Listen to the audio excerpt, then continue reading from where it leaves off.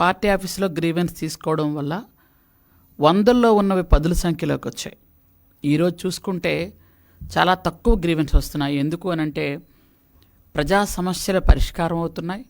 ఇంకో పక్క స్థానికంగా అక్కడ ఉన్నటువంటి ఎమ్మెల్యేలు కానీ, ఎంపీలు కానీ, ఎమ్మెల్సీలు కానీ, అధికారులు కానీ స్పందించి అక్కడికక్కడ క్లియర్ చేయటం, అలాగే కొన్ని పెద్ద సమస్యలు ఉంటే ఇక్కడికి రావటం, అలాగే ముఖ్యమంత్రిగా దృష్టిలో పెట్టడానికి రావటం, లేదా వర్కింగ్ ప్రెసిడెంట్ లోకేష్ బాబు గారు దృష్టిలో పెట్టడానికి రావడం చేస్తున్నారు.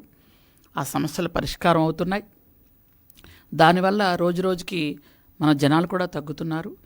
ఈ 2 సంవత్సరాలలో రాష్ట్రం ప్రగతి పదంలోకి వెళ్తుంది అని చెప్పడానికి ఎటువంటి సందేహము లేదు. ఈ 2 సంవత్సరాలు పూర్తయినటువంటి కూటమి ప్రభుత్వానికి ప్రజలందరూ కూడా జేజేలు పలికారు. అభివృద్ధి సంక్షేమం 2 కళ్ళుగా గౌరవ ముఖ్యమంత్రి నారా చంద్రబాబు నాయుడు గారు ముందుకు తీసుకువెళ్తున్నారు అని అందరూ గర్వంగా చెప్పుకునే పరిస్థితి కూడా ఈరోజు ఉంది. ఎందుకంటే విధ్వంసకర పరిపాలన నుంచి వికాసమైన పరిపాలనకు వచ్చాం. దౌర్జన్యమైన పరిపాలన నుంచి మనం ఈరోజు ప్రశాంతంగా గుండెల మీద చెయ్యి వేసుకొని బ్రతకగలగమనే పరిస్థితికి వచ్చామని ప్రజలు చక్కగా ఉన్నారు. అయితే ఈ 2 సంవత్సరాల పరిపాలన విషయానికైతే ప్రజలందరూ కూడా సంక్షేమ అభివృద్ధి కార్యక్రమం పక్క తీసుకుంటున్నారు, సూపర్ 6 పక్క తీసుకుంటున్నారు. అన్ని శాఖల్లో కూడా అభివృద్ధి జరుగుతుంది. గౌరవ ముఖ్యమంత్రి గారు, గౌరవ ఉప ముఖ్యమంత్రి గారు, గౌరవ విద్యాశాఖ మంత్రి లోకేష్ బాబు గారు రాష్ట్రం మొత్తం తిరుగుతున్నారు. దానివల్ల ఎక్కడైనా సమస్యలుంటే వెంటనే పరిష్కార దిశగా వెళ్తున్నాయి. ప్రజలు ఈ 2 సంవత్సరాల నుంచి ప్రశాంతంగా ఊపిరి పీల్చుకుంటున్నారు అని, ప్రజలు ఎప్పుడైతే సంతోషంగా ఉన్నారో, ప్రజలు ఎప్పుడు నవ్వుతూ ఉంటారో, మీరు ఒక సినిమా చూసి ఉంటారు. ఇక్కడ వీళ్ళు నవ్వుతూ ఉంటే అటుపక్క ఆయనకు నచ్చదు, వెంటనే ఆయనకి ఏడుపు వస్తుంది, కడుపు మండుతుంటుంది అన్నమాట. అంటే ప్రజలు 2 సంవత్సరాల నుంచి ప్రశాంతంగా ఉన్నారు కాబట్టి మళ్ళీ ఏదో ఒక అల్లకొల్లోలం క్రియేట్ చేయాలి, ఏదో ఒకటి మనం మాట్లాడాలి, ప్రజల్లో ఒక అసంతృప్తిని క్రియేట్ చేయాలి అనే ఆలోచనతో ఎప్పుడు ఈ గొడ్డలి పార్టీ అధినేత మావిగన్ సృష్టికర్త ఈయన ఎప్పుడు ఉంటాడు, మనకు తెలిసిన విషయమే. అయితే ఈ మధ్యకాలంలో ఆయన్ని ఎంత ఆదర్శంగా తీసుకుంటున్నారు అంటే ఆ పార్టీ లీడర్లు, ఒక ఆయనేమో మహిళల మేకప్ గురించి మాట్లాడితే, ఇంకొక ఆయనేమో మహిళల పెళ్ళిళ్ళ గురించి మాట్లాడతాడు. అంటే ఇప్పుడు నేను పేర్లు ఎందుకు చెప్పలేదు అని అంటే, ఎందుకులే వాళ్ళ పేర్లు కూడా నాకు ఉచ్చరించడం ఇష్టం లేక చెప్పట్లేదు, కానీ చెప్పాల్సిన అవసరం ఉంది. ఎందుకనంటే ఎవరైతే మహిళల మేకప్ గురించి మాట్లాడుతున్నాడో ఆయన ఇంతకు పూర్వం ఏంటి, ఒక మంత్రి, బాధ్యతాయుతమైన మంత్రి అయ్యి ఎన్ని పరిశ్రమలు తీసుకొచ్చారు ఆంధ్రప్రదేశ్కి అంటే లెక్కలేదు, లెక్క చూపించలేడు, లెక్క చెప్పలేరు. అలాంటి పరిస్థితి. ఆయనేమో గౌరవ హోంమంత్రి, పైగా ఒక దళిత మహిళ మీద మేకప్ గురించి మాట్లాడతాడు. నేను ఒక్క విషయం అడుగుతాను. ఇప్పుడు మాజీ మంత్రి అమర్నాథ్ గారు, మీ ఇంట్లో ఆడవాళ్ళు లేరా? వాళ్ళు మేకప్ చేసుకోవట్లేదా? గుండెల మీద చేసుకొని చెప్పండి, ఆంధ్రప్రదేశ్లో ఏ మహిళ అయినా ఒక పౌడరు, కాటిక, బొట్టు పెట్టుకోకుండా బయటకు వచ్చిన మహిళ ఎక్కడైనా ఉన్నారా? ఆంధ్రప్రదేశ్లో ఉన్న అందరు మహిళలు. ఎందుకనంటే వాళ్ళ ఇష్టం బట్టి వాళ్ళు వివిధ రకాలుగా తయారవుతారు.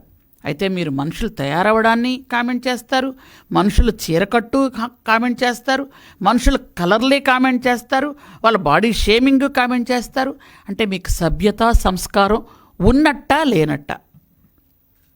దీనికి మీకు మహిళా కమిషన్ పిలిస్తే మీ వాక్యాల్ని మీరే సమర్థించుకొని మాట్లాడారు చూశారు. అది సభ్య సమాజంలో ప్రతి ఒక్కరూ తలదించుకునే విధంగా ఉంది. అంటే ఎవరైనా, అమర్నాథ్ గారు మీరే కాదు, ఎవరైనా తల్లి కడుపులో నుంచే పుట్టాలి. ఒక ఆడదాని కడుపులో పుడుతున్నారు, ఒక ఆడదాని సంరక్షణలో పెరుగుతున్నారు, ఇంకొక ఆడదాన్ని పెళ్లి చేసుకుంటున్నారు, ఇంకొక ఆడదానికి జన్మనిస్తున్నారు, ఇంకొక ఆడదానితో చివరి కాలం వరకు ఉంటున్నారు. అక్కడ అది తల్లవని, భార్య అవని, కూతురవని, సోదరి అవని, ప్రతి నిమిషం కూడా ప్రతి ఒక్కరికి మహిళతోని ప్రతి నిమిషం ఉండాల్సిన పరిస్థితి వచ్చింది. మన ఇంట్లో ఉంటున్నాం. మనం ఏంటంటే సమాజంలో జీవనం గడపడం అని అంటే పురుషులు స్త్రీలు అందరూ ఒకరి తోడు ఒక అవసరమైనటువంటి పరిస్థితి ఉంది ఇక్కడ. మాకెలాగైతే తండ్రి సంరక్షణలో, భర్త సంరక్షణలో, పిల్లల సంరక్షణలో వాళ్ళతో మేము ఎలా పెరుగుతున్నామో మీరు అలాగే పెరుగుతున్నారు. ఆడదంటే మీకు ఎందుకు అంత చులకన? ఆడవాళ్ళంటే ఎందుకు చులకన? వాళ్ళ మేకప్ గురించి మీరు మాట్లాడతారు. మీ ఇంట్లో ఆడవాళ్ళు లేరా? వాళ్ళు రాసుకోవట్లేదా పౌడర్లు, కాటకలు, బట్లు?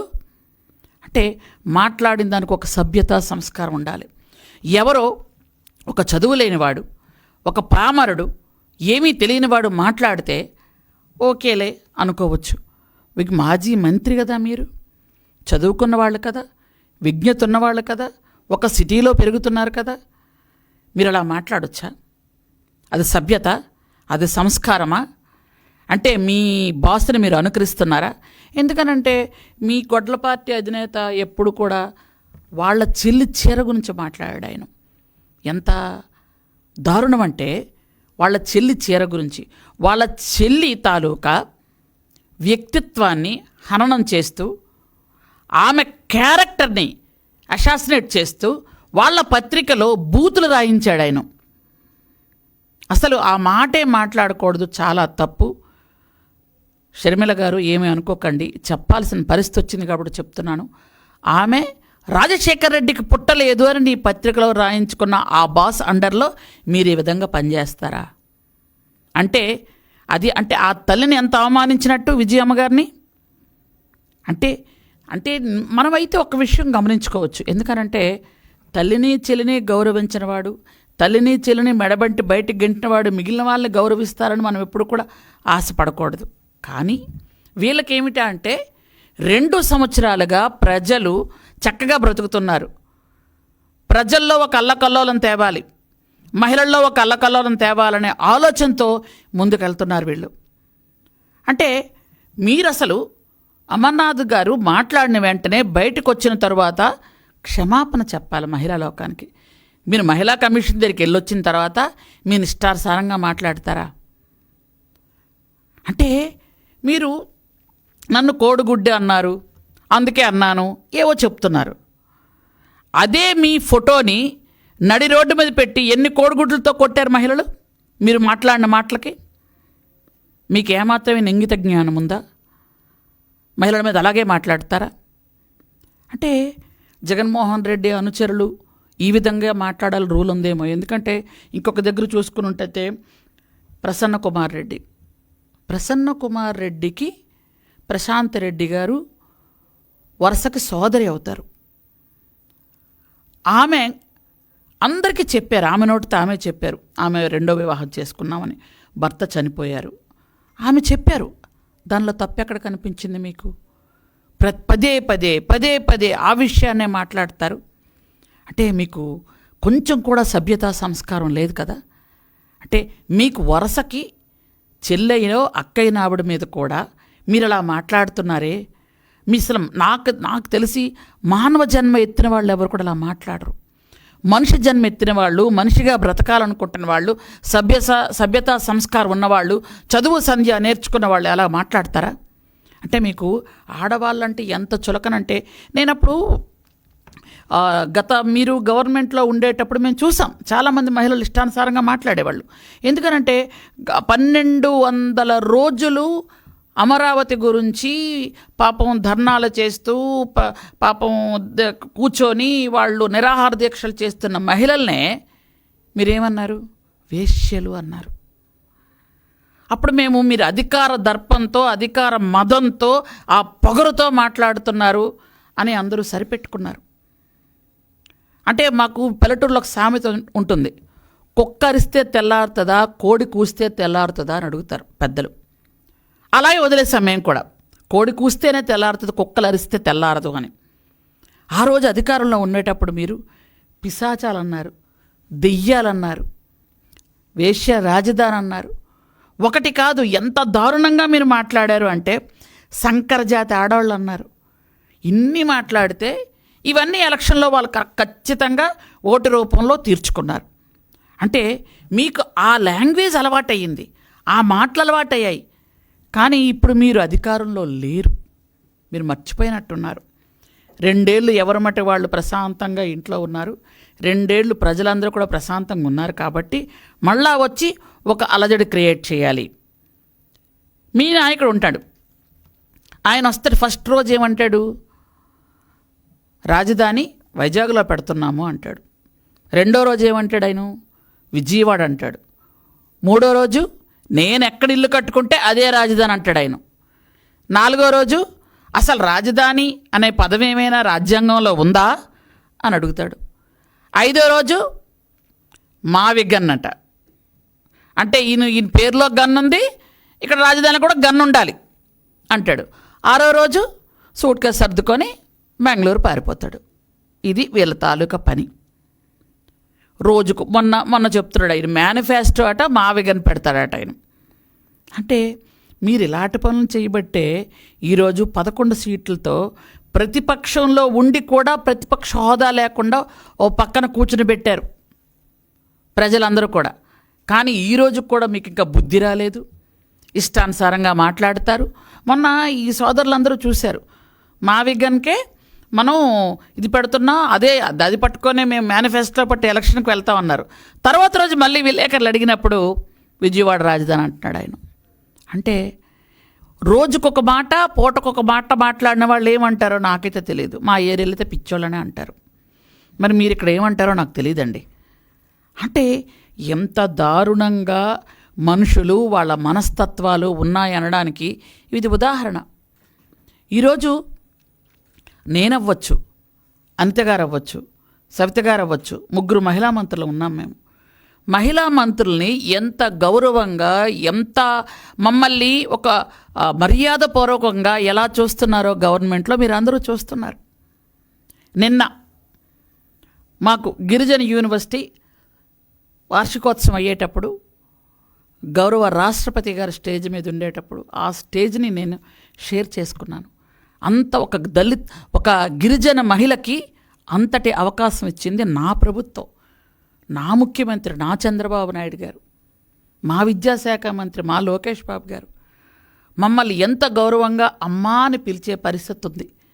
ఒక్కరోజు కూడా ఒక్క మహిళను కూడా ఎగతాళిగా కూడా ఎప్పుడు నువ్వనే మాట్లాడే పరిస్థితిలో లేరు మా నాయకులు. మీరు చూసుకున్నట్టయితే నక్కకి నాగలోకి అనుకున్నంత తేడా ఉందే. మీరు మా నాయకులు కామెంట్ చేసే పరిస్థితిలో ఉన్నారా? అసలు మా నాయకులు కామెంట్ చేసే అర్హత మీకుందా? ఇష్టానుసారంగా కామెంట్ చేసుకుంటూ వెళ్తున్నారే. అంటే నేను ఇక్కడ ఉన్న వాళ్ళందరూ కూడా ఒక విషయం చెప్తాను. మనం అంటే ఒక నిర్మాణాత్మకమైనటువంటి కామెంట్ చేసే వాళ్ళతో మనం మాట్లాడచ్చు. మాతో దేనికైనా పోటీకి వచ్చి ఒక డిబేట్కి వస్తామన్న వాళ్ళతో కామెంట్ చేయొచ్చు. అవతల వాళ్ళు మాట్లాడే దాంట్లో ఒక అర్థం ఉంది అంటే కామెంట్ చేయొచ్చు. ఒక ప్రధాన ప్రతిపక్షంగా ఉండి ప్రభుత్వానికి సరైన సలహాలు సూచనలు ఇస్తారు అంటే మనం మాట్లాడచ్చు. కానీ మానసికంగా తిన్నటువంటి ఒక రోగితో మాట్లాడాలంటే అది తప్పు అనిపిస్తుంది నాకు. మీరు ఎందుకంటే ఏ ప్రశ్నలు అట్లాంటివి వేయకండి. కారణం ఏంటంటే రోజుకొక మాట మాట్లాడినా మానసికంగా కృంగిపోయాడేమో బహుశా ఆయన. రోజుకో మాట మాట్లాడతారు. ఇట్లాంటి వాళ్ళకి మనం ఏం మాట్లాడి చెప్తాం ఆలోచించండి ఒకసారి. కాబట్టి ఎందుకనంటే 2 సంవత్సరాలుగా ప్రజలు నవ్వుతున్నారు. ఈయనకప్పుడే నవ్వగానే ఒక సినిమాలో చూశాను నేను. వీళ్ళు నవ్వుతూ ఉంటే 2 దెయ్యాలు దిగుతాయి అన్నమాట. దిగయ్యో వాళ్ళు నవ్వుతున్నారు, మనం వాళ్ళని ఏడిపించాలి అంటే ఆ టైప్ ఈయన. 2 సంవత్సరాల నుంచి ప్రజలందరూ కూడా ప్రశాంతంగా ఉన్నారు, నవ్వుతున్నారు. మళ్ళీ మనం వీళ్ళని ఏడిపించాలి కాబట్టి తిట్టాలి, రాజకీయ పరంగా తిట్టాలి. ఆడవాళ్ళైతే వాళ్ళని మనం వేధించాలి, ఏదో మాట అనాలి. అంటే ఒక సభ్యత సంస్కారం లేకుండా ముందుకెళ్తున్న వాళ్ళని మనం చాలా దారుణంగా, అంటే ఒక మతి స్థిమితం లేని వాళ్ళు మాత్రమే ఇలా చేస్తారని బయట జనాలంతా అనుకుంటున్నారు. ఆ విషయం అందరికీ తెలిసిన విషయమే. కాబట్టి ఈరోజైతే 2 సంవత్సరాలు పూర్తి చేసుకున్న ఈ సందర్భంలో ప్రజలందరూ కూడా అన్ని శాఖల్లో కూడా పూర్తి అభివృద్ధి సంక్షేమం వెళ్ళింది. ముఖ్యంగా నా 2 శాఖలు చూసుకున్నట్టయితే గిరిజన సంక్షేమ శాఖ, స్త్రీ శిశు సంక్షేమ శాఖ చూసుకున్నట్టయితే స్త్రీ శిశు సంక్షేమ శాఖలో అయితే 11,000 అంగన్వాడీ పోస్టులు ఇచ్చాము ఇంతవరకు మేము. ఇంకా ఇవ్వబోతున్నాం. ఇంకా రాబోయే రోజుల్లో కూడా ఎక్కడైనా అంగన్వాడీ పోస్టులు అవసరం అనుకుంటే ఖచ్చితంగా ఇస్తాం. అలాగే ఈరోజు ట్రైబల్ వెల్ఫేర్లో చూసుకున్నట్టయితే ప్రతి హాస్టల్కి త్రాగునీరు, అలాగే టాయిలెట్స్, వాళ్ళకి కావలసినటువంటి ఏవైతే ఈ ప్లేటు, కంచం, పెట్టి, దుప్పట్లు ఇవి, అలాగే యూనిఫామ్స్ ఇవన్నీ కూడా ఇచ్చి మరణాల శాతం తగ్గించాలి అని, డోలీ మోతలు తగ్గించాలని ఈ 2 సంవత్సరాలుగా చేస్తున్న ప్రయత్నం మీరందరికి కూడా తెలుసు. రాబోయే 3 సంవత్సరాల్లో గిరిజన ప్రాంతాల్లో డోలీ మోతలు తగ్గిస్తూ పూర్తి స్థాయిలో అన్నిటికీ డోలీ రోడ్లు వేయాలనే ఉద్దేశంతో ప్రభుత్వం ఉంది. ఎందుకంటే ఈరోజు అల్లూరి సీతారామరాజు గారి జయంతి. ఆ మన్యం వీరుణ్ణి తలుచుకోవడానికి ఆయనకు ఆల్రెడీ ఘనంగా నివాళులర్పించాం. వారి తాలూకా సేవలు అంటే ఆయన తాలూకా క్రమశిక్షణ, తెగింపు, పట్టుదల, ధైర్యం ఇవన్నీ కూడా నేటి యువతలో రావాలి. నేటి యువతలో అవన్నీ వస్తే ఇట్లాంటి అరాచక శక్తుల్ని ఖచ్చితంగా మనం తరిమి కొట్టగలం. ఆ రోజు బ్రిటిష్ వారిని ఒంటి చేత్తో తరిమి కొట్టినటువంటి వీరులు ఎంతోమంది ఉన్నారు. అలాంటి వీరుల్లో ఒకరు మన్యం వీరుడు అల్లూరి సీతారామరాజు. ఈరోజు అట్లాంటి వీరులు కావాలి మనకి. ఎందుకనంటే ఎక్కడ చూసినా అరాచకాలు, అన్యాయాలు చేయడానికి ప్రతిపక్షం, హోదా లేని ప్రతిపక్షం వాళ్ళు ప్రయత్నాలు చేస్తున్నారు.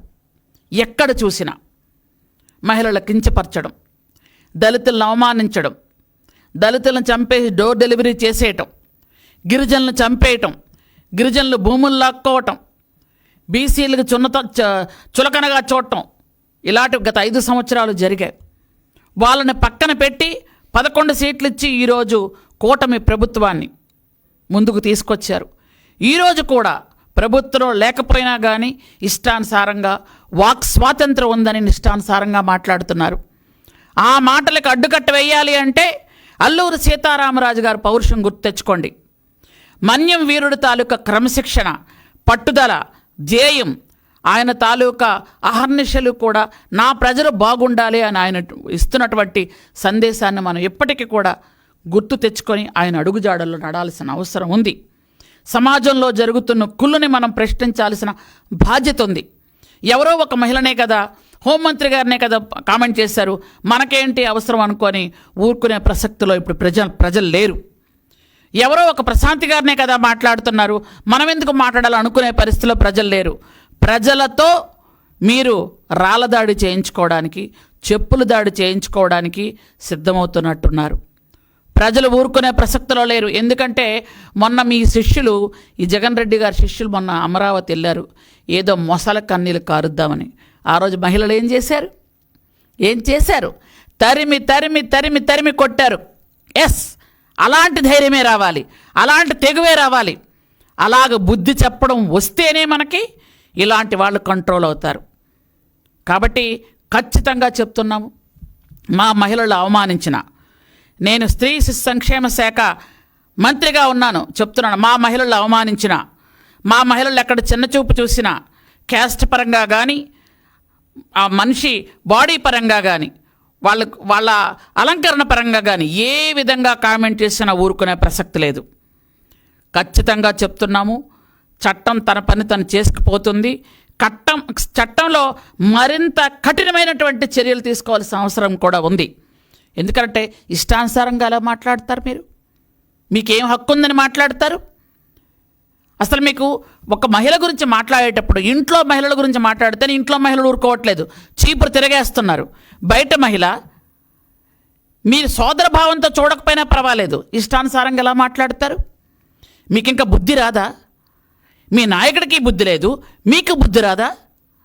కనీసం సభ్య సమాజంలో తిరుగుతున్నాం మనం.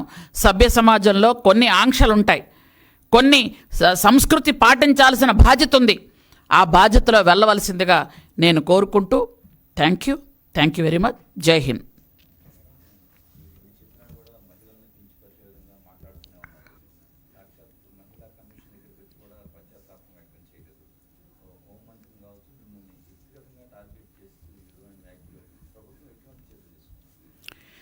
సార్, యాక్చువల్గా ఏంటంటే జగన్మోహన్ రెడ్డి భార్యని కామెంట్ చేస్తే మా కార్యకర్తని కూడా చూడకుండా మేము అరెస్ట్ చేసాం. అది మీకు అందరికీ తెలిసిన విషయం. ఈరోజు మా హోంమంత్రి గారిని కానీ నన్ను కానీ ఇంకే మహిళ అయినా ఎవరైనా నన్నే అనుకుంటాను అనుకోండి, ఈరోజు ఒక మహిళని కామెంట్ చేస్తే దానికి ఖచ్చితంగా చట్టపరమైన చర్యలు కఠినంగానే ఉంటాయండి. ఊరుకునే ప్రసక్తి లేదు. ఎందుకనంటే అసలు ఒక మహిళను కామెంట్ చేయడానికి మీకు ఏం రైట్ ఉంది? ఎందుకు కామెంట్ చేస్తారు మీరు? హోంమంత్రి గారిని కామెంట్ చేశారు, హోంమంత్రి గారిని ఏమని కామెంట్ చేస్తారు? మేకప్ అంటారు. మీ ఇంట్లో మేకప్ వేసుకోవట్లే ఆడవాళ్ళు? బుద్ధి జ్ఞానం ఉందా మీకు మాట్లాడడానికి? ఎలా మాట్లాడతారు? దాని మీదే మీకు మహిళా కమిషన్ పిలిస్తే నేను ఇంతకుముందు అది చెప్పాను, ఆయన వ్యాఖ్యల్ని ఆయన సమర్థించుకుంటున్నాడు. అంటే అది మనుషులు చేసే పనా? అంటే మీ ఇంట్లో ఆడవాళ్ళు నిజంగా వాళ్ళ ఇంట్లో ఆడవాళ్ళు చెప్పులు తిరగేసి చీపురు తిరగేసి కొట్టాలి, నిజంగా కొట్రా? మహిళ రోడ్డు మీద మహిళ వెళ్ళిపోతుంటే ఒకవేళ ఏదైనా మనం చెప్పాలి అంటే దగ్గరికి వెళ్ళి చెప్పడానికే సంశయించే రోజులు ఇవి. అట్లాంటిది బహిరంగంగా మీరు మీడియాలో ఇష్టానుసారంగా మాట్లాడతారా? ఎంత తెగువతో మాట్లాడుతున్నారు, ఎంత బరితెగించి మాట్లాడుతున్నారు? మానవత్వం ఉందా? మనుషులేనా మీరు? ఇష్టానుసారం ఎలా మాట్లాడతారండి? ఖచ్చితంగా చట్టం అయితే మాత్రం కఠినంగా ఉండాలి. కఠినమైన చట్టం చర్యలు తీసుకోవాలి. ఎందుకనంటే ఒక మహిళను అంతగా అవమానించేటప్పుడు ప్రజలు కూడా ఇబ్బంది పడుతున్నారు. మహిళా లోకం అంతా ఇబ్బంది పడుతుంది. అది ఎప్పుడైనా వాళ్ళకి తెలుస్తుంది. ఎందుకంటే లాస్ట్ టైం వాళ్ళు చేసిన వాటికే ఈరోజు నేను మళ్ళీ చెప్తున్నాను 11 సీట్లు రావడానికి కారణం అదే. మీకు ప్రపంచంలో ఎక్కడ కూడా 164 సీట్లతో గెలిపించిన కూటమి ప్రభుత్వానికి వచ్చిన సీట్లు ఏంటంటే మీరు చేసిన విధ్వంసం, మీరు చేసిన అరాచకాలు, మీరు చేసినటువంటి దమనకాండలవి. మీరు మహిళల మీద చేసినటువంటి ఎంత దమనకాండ చేశారో అందరికీ తెలుసు. కాబట్టి అలా వచ్చారు. ఇంకా మీరు మారకపోతే ఏమనుకోవాలి? మీకు ఎప్పటికీ బుద్ధి రాదా? మీరు మహిళా కమిషన్కి వెళ్తే ఏం చెప్పాలి? సారీ చెప్పి రావాలి. మహిళా కమిషన్ నుంచి వచ్చి మీరు బయట ప్రెస్ మీట్లు ఏ విధంగా ఇస్తారా? అంటే మహిళలు, మీ ఇంట్లో మహిళలు లేరా? నువ్వు ఒక అమ్మకు పుట్టావు, ఇంకొక ఆడదాన్ని పెళ్లి చేసుకున్నావు, ఇంకొక ఆడదాని ఇంట్లో చెల్లిగా ఉంటుంది.